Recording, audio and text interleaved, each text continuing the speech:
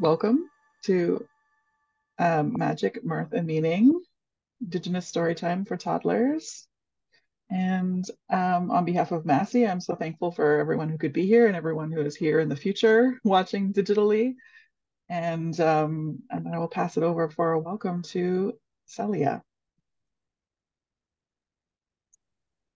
Halfnacht Tanoia, Celia Joseph Queen Sna, Stahelo Queen Quishamin, Ne Quetli Aletla, Llanman, Ants Scottish Snanemo British Jewish, Amen, Llaman Sla Aletla, Nawa Blackfoot, not to Pecani, A Cree, not to Musquecheese, Montana.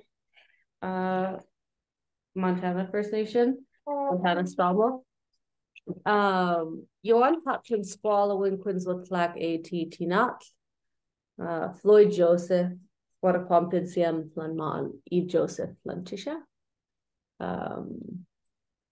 Emote Chait to Sanak Ohoeo, Nata Tomeo ta Ach Musquium to slay with oath, it is Hopmish Dalmoch, Isfaham. Hops and swallowing queens were flack chit at it quienatum to poke, not to Monique. You want hops and swallowing, kayachton to Massy, to stamoch, quiz to quienate poke. So good morning, everybody. My name is Celia Joseph, and my ancestral name is Tahit Alot. This is my daughter, Aletla. And Aletla in Squamish means raspberry or wild raspberry, which we were chatting about this morning. My dad is Floyd Joseph, Chief Floyd Joseph Squattaquamptinsiem. Wow. My mom is Eve Joseph, and Aletla's dad is Joseph Curry, and his family comes from both Picani, Blackfoot peoples, and Montana Indian Band, or Musquecheese, which are Cree peoples. So Aletla's got a rich background here, and we're happy to be invited by Massy to come and open up these events, not only because we've worked with Massy in various ways and capacities. So this work to me is always about relationship building and understanding how we live in reciprocity with each other. And also I'm here in a vested interest because Aletla loves books. She brings me books all throughout the day, and I'm learning presence with her because it's so easy to get caught up in what I had on my to-do list or what I'm doing in the moment, but being able to stop when I can and read to her is a good teaching about being in the room, being where your hands are, and and sharing that joy with her. Wow. Okay. So for this series, I've also been in the opening singing Scottish lullabies. So today, we're gonna sing a little lullaby called Hoy No Mot, which is a very old Scottish song. If she'll let me. Hoy no mo, Queen Atase Wayan. Hoy no mo, Queen Atase Wayan. Queen Ale. Hoy no mo, Queen Atase Wayan. Hoy no mo, Queen Atase Wayan. Queen Ale. Hoy no mo, Queen Atase Wayan. Hoy no mo, Queen Atase Wayan. Queen Ale. Hoy no Poignant.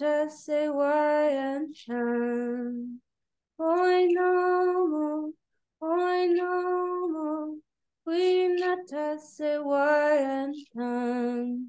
Poignant.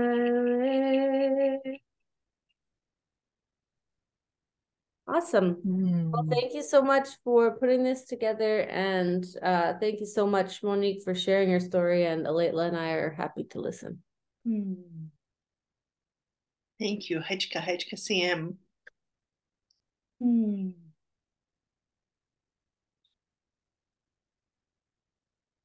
Thank you. Okay, I will start by sharing the screen and then you can read at any time. All right. I love how when you start to sing, her eyes just softened, right? Her whole face softened. Hi, yes.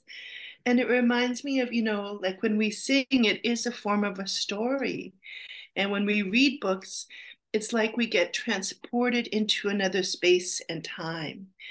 And when we read with children, that happens. And sometimes it can be, the nice bridge for a transition, especially before bed, right? Or before nap time, or while having a snack, especially. I think if you're sharing a story, either orally or through the form of a book, through an important snack time or a meal, that what you're sharing then just gets absorbed in another way, right? Through the food and through the story. And I talk about this a lot in schools that, yes, we have these literacy books and they are absolutely important, no question. But so are the stories in our families, whether there are traditional stories that have gone on for generations and generations, whether the story of their birth, whatever the stories are, they're medicine. And so the story that I'm going to read to you today is called I Hope. I'm the person who wrote the words. My name is Monique Gray Smith, and my traditional name is Mystique Washkigos. And on my mom's side, I am the granddaughter of Noel Nanape and Isabel Gray from Papikassis First Nation in the Capel Valley of Saskatchewan. And on my dad's side, I'm the granddaughter of Raymond Smith and Beatrice Johnstone. And I have twins who are now almost 20. Well, I keep saying 19 because it helps me adjust to the fact that we have a few more months of them being 19. But books and stories have always been an important part of our lives. And there was a period when my kids got a little bit older when books weren't as important to them, but they've come back to them. And it's something that helps to kind of calm them in times when there's stress. And it also helps soothe them into sleep time. So these ways of us, when we're raising up children from infancy to, throughout their lifespan, but in infancy, when we begin to introduce stories, when we introduce books and the love to read, it lays down a pathway of them to have a place to they can come back to when they need to, in some way, soothe themselves or have an adventure or go visit some other country. All of that is in books. And so I also always talk about the illustrator. And the illustrator for I Hope is Gabrielle Grimard. And you'll see as we go through this book just how absolutely incredible her illustrations are. So if you want to, I'm not sure, Jackie, if you have each, oh, you do, beautiful. All right. Let's go to the next slide, the first page then, please. Okay. I hope that you and those you love know joy.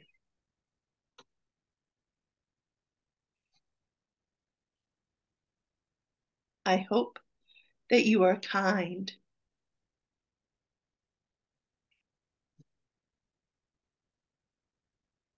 I hope you have belly laughs.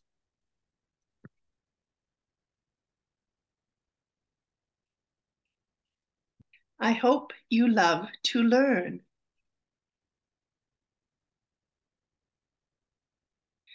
I hope that when sad tears leave your eyes, someone is there to catch them.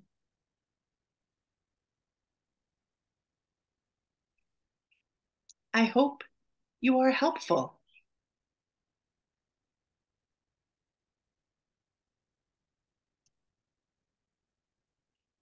I hope you know beautiful happiness.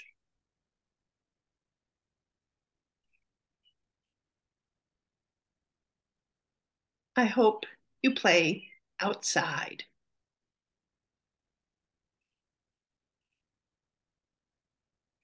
I hope you are a caretaker of Mother Earth.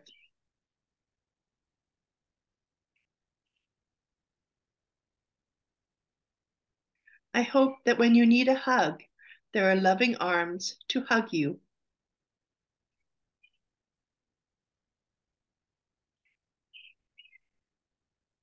I hope that you and those you love have healthy food, clean water, and a safe place to sleep.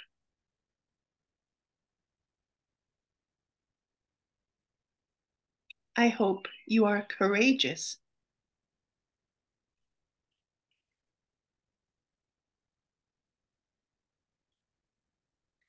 I hope you remember to smile that beautiful smile of yours.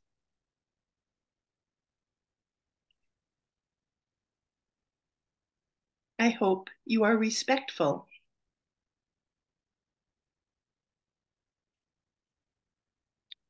I hope you always remember that you are special and you matter. I have lots of hopes for you and for me, but I wonder, what are your hopes? And so that's I hope. And you can see on as the pages went through that there were the translation in Nihaweowen also there. I'm not fluent in my language. I wish I could read that with you. That's one of my hopes, is one day to be able to do that. But one of the beautiful things about the publisher who created this book and who's created all of my children's books is Orca Book Publishers, is that they leave space underneath there. So that if you are raising children in your home, or if you're joining us from a preschool or a Head Start or another center, you can always put the language of those whose land you're on. I'm blessed to be on the land of the Sinchothan and the Lekwungen speaking peoples. You can put the language there. If you're speaking other languages in your home, Chinese, German, whatever language you might be also raising your children up in, you can put that there so that they see themselves reflected on the pages. And I love that Orca puts, an Indigenous language on the pages. In this book, we're seeing it in Cree. Some of the books are in Dene, Anishinaabe because it's important not only for our children to see themselves on the pages and experience themselves on the pages, but it's equally as important for non-Indigenous children to see our languages and experience us on the pages as well. There's a couple pages. I don't know if you can come back for me, Jackie. Mhm. The page, I hope you love to learn. One more, I think. There we go. So this page here, initially, and this is the thing when you work with an illustrator, is you have to have a collaborative process. And so originally I wanted a child just like I grew up with literally a stick and string and worms. But we had this conversation about this is where she lives outside of in Quebec, of how people fish. And so I was like, okay, we have to find a path forward, and it can't always be how I want it to be. So that's the path forward. But I love this because it reminds us that learning doesn't only happen in the bricks and mortars of a building, but it happens outside, on the land, in the water, by the water, underneath the trees, and most importantly, in our relationships. And so those of you who are joining us and watching today, your relationships with the children and helping them to love stories are so important, because stories help us to understand ourselves. They help us to understand the people around us. They help us to understand the earth and all living beings. They help us to understand history, the beautiful parts of history, but also the not so beautiful parts, so that we don't make those mistakes again in the future. So I offer much thanksgiving to you for joining us today. I hope that you've had a beautiful day today. And I hope that you have a visit with whoever you're reading this book with about what are their hopes, to begin to have those conversations with children at young ages so that hope is a part of their life throughout. And there are days, for me, when hope is like, in the cuticle of my pinky toe. Some days it's hard to have hope, but we have to have hope. Otherwise, we're defeated before we even begin. So when we can start to have conversations with children at the youngest of ages about hope, it lays down a pathway for them as a place to always come back to, even in our darkest hours. And sometimes those darkest hours bring the greatest light to us, maybe not in the moment, but over time. So thank you for joining us today. Thank you, Celia, for your beautiful laying down of medicine for the day, for having Eletla join us. Thank you, Jackie and Massy Books, for not only, hosting these series, but for all the way you bring beauty into the world. So, hi, much Thanksgiving for the day. Thank you Thank so you much. so Very much. beautiful story. We really enjoyed it. My Layla's just nursing now, but thank you so much.